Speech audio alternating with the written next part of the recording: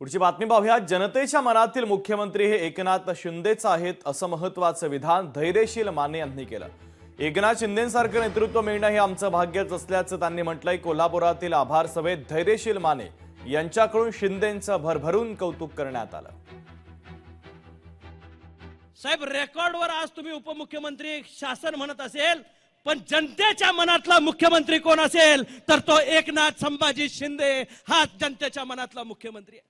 आणि मला मुद्दामून सांगितलं पाहिजे, हु इज एकनाथ शिंदे पासून सुरू झालेला प्रवास जगाच्या गुगलनं रेकॉर्ड मोडलं होतं। एकनाथ शिंदे साहेब कोण आहेत हुडकत होते।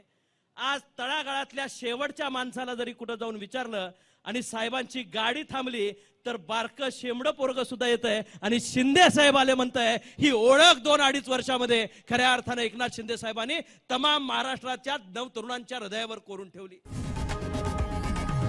लोकशाही मराठी ऐका, पहा, जागरूक रहा।